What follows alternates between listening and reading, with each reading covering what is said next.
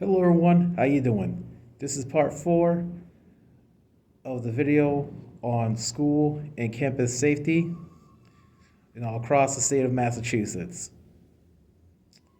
Well, first, my thoughts and prayers go out to those affected by the Oxford High School shooting in Michigan.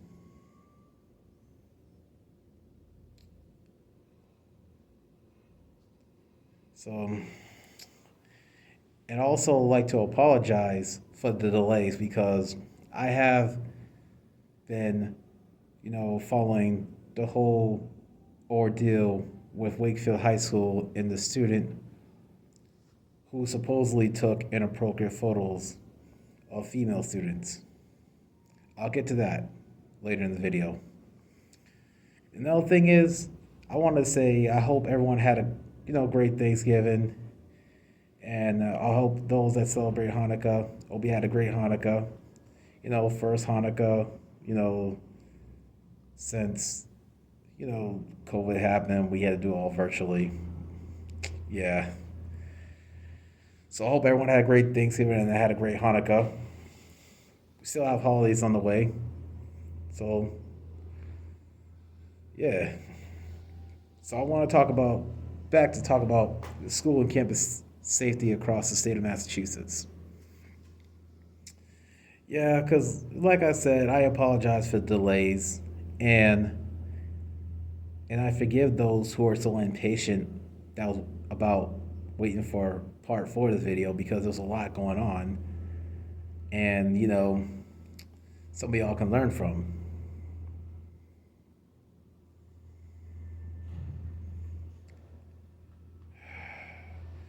So yeah, as we can see, there's been a lot that's happening, after the whole incident at Oxford High School, Michigan. And because ever since in-person operations resumed, there's been a series of incidents across states, schools, and college campuses throughout Massachusetts. So let's start with, after Thanksgiving, the latest incidents. Now, like I said, there was a school shooting out there at Oxford High School in Michigan.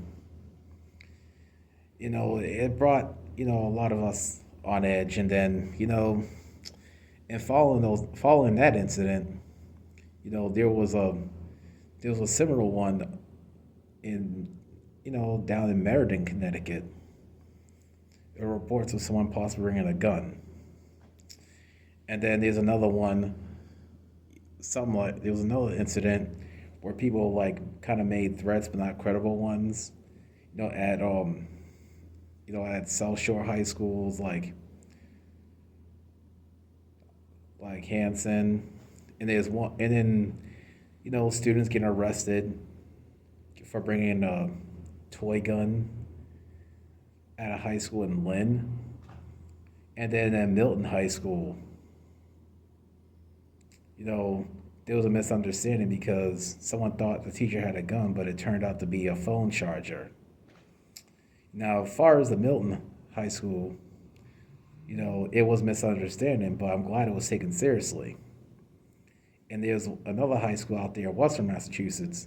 Local and state police were investigating, threats of violence at a school out there, Western Massachusetts, Mohawk Regional High School, if I'm not mistaken.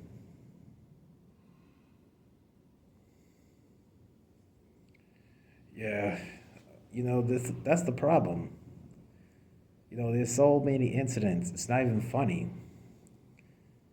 The thing is, I think the students are committing all these violence. I think they need help, really, because they should not be locked up in jail and all that. Because really, and I think the whole COVID-19 lockdown, had put a lot of stress on a lot of people.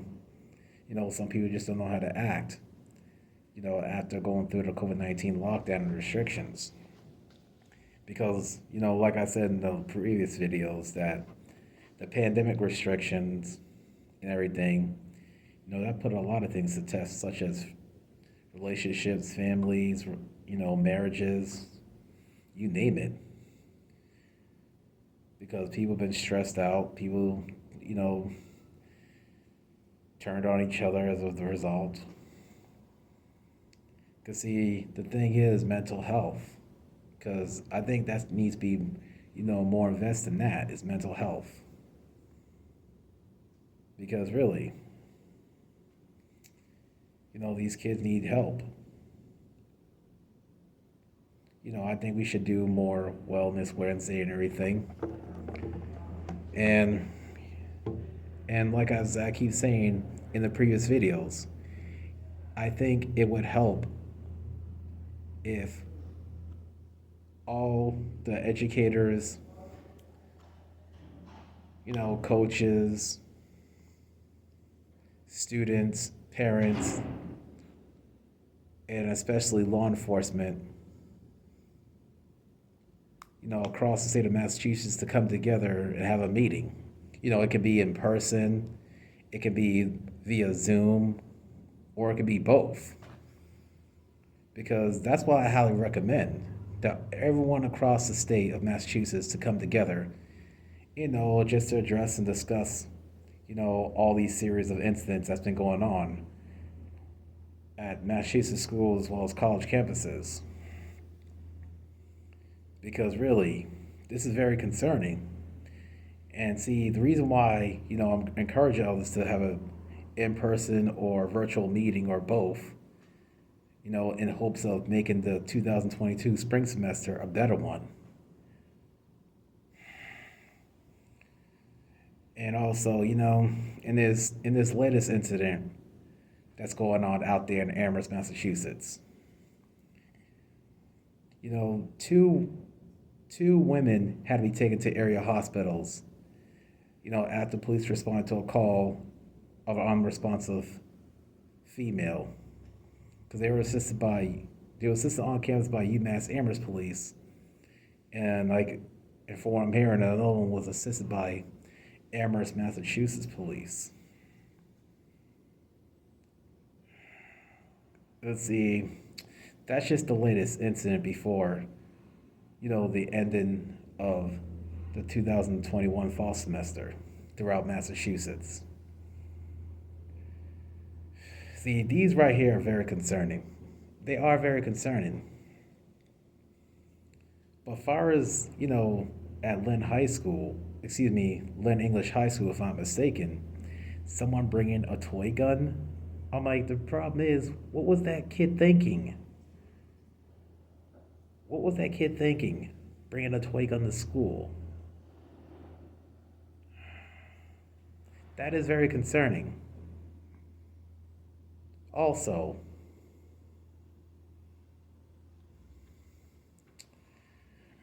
the whole Wakefield High School thing. Yes, I know parents across the state of Massachusetts were not happy with the results. And also, parents across the state of Massachusetts, are not happy, about the student not being charged because they say he didn't break any law. Plus, it's Massachusetts state laws. Personally, I'm not happy with the results either, but, that's just how it works. The thing is, the law is a law, even if it stinks. So the thing is, it's unknown what the Wakefield Public School District is planning to do with the student that was accused of taking inappropriate photos. And like I said, the student will not be charged because they said he didn't commit any crime. But like I said, it's unknown what's going to happen with that student because they said he's not returning. But the problem is the student expelled? Is there going to be Is the student going to be transferred? Because it appears that they're not sharing, information. Now, I understand it's federal privacy laws to protect, but but the thing is, the female students at Wakefield High School, you know, if the student does plan to come back at Wakefield High School, the girls are gonna like feel uncomfortable at Wakefield High School. And I'm already seeing a lot of people saying, a lot of parents saying that they're not going to send their kids to Wakefield High School because of the handling. Yeah, because one of the girls, one of the girls' father said that the Wakefield school district has let her daughter down. We seem to let his daughter down. Sorry about that. People these days, you gotta understand too. You know, that's how law works sometimes. Sometimes the law doesn't go in our favor. It doesn't. And I understand that. I understand frustrations. Because I myself not happy about it as well. Because my advice for the Wakefield School District is to either expel the student or transfer the student to a school that's more appropriate for him. That's my advice for the Wakefield School District if they're watching this video. Because learning environment is supposed to be safe spaces, regardless of, race, orientation, gender, disability, creed, etc. Because, learning environment is supposed to be a safe place for all of us, or if we're students, employees, etc. Now, as far as the student that was accused of taking the photos, does he have a right to education? Yes. The student has a right to education, every right to education, but I feel it'd be more appropriate if it took place somewhere else other than Wakefield High School.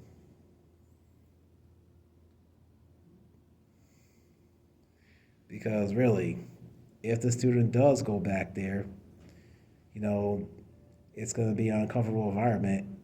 Not to mention, it'll disrupt learning for everyone. I might think about it. Do I have kids? No. But it doesn't mean I can weigh in on my concerns. But I have nieces and nephews. I'm like, does that count? Yeah, in some ways it does count. But this is about school and campus safety across the state of Massachusetts. And see, we need to educate, more better. And also, we got to have more conversations, on school and campus safety. We do. And, you know, and another thing, I want to remind people that I know people are going to start questioning me about my face covering. Not once, not twice, maybe 3 times or more. As I said in previous videos, I have to wear this mask, if I'm going to make videos in this building.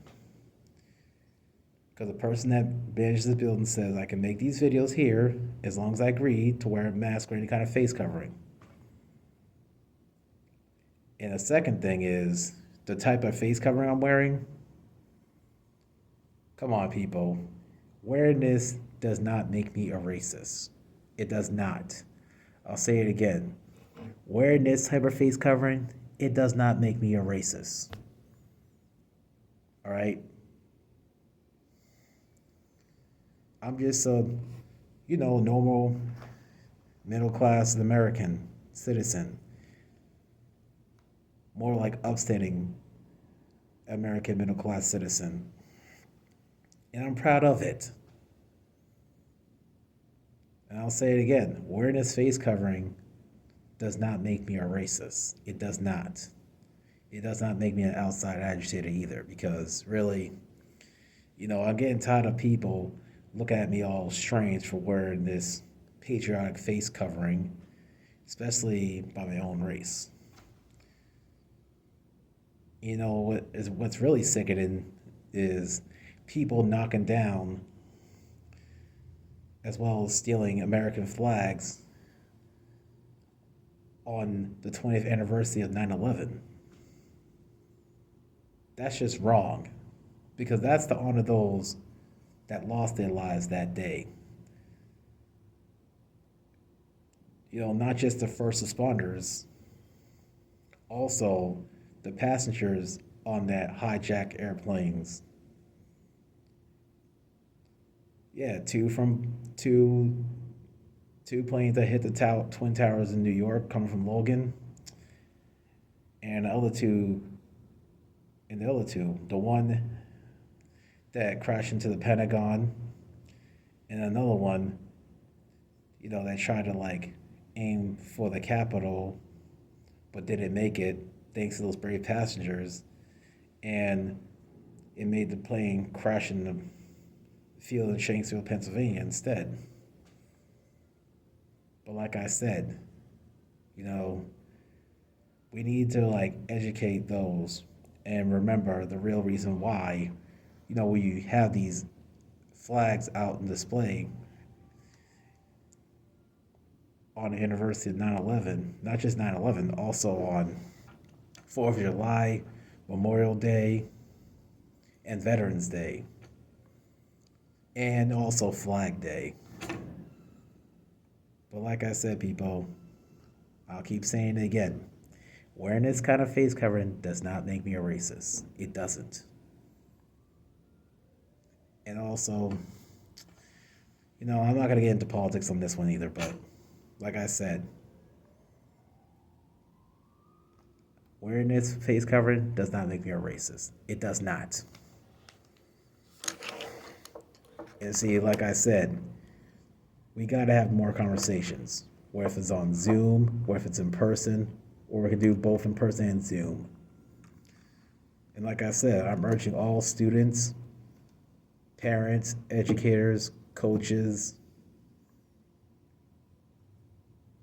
law enforcement,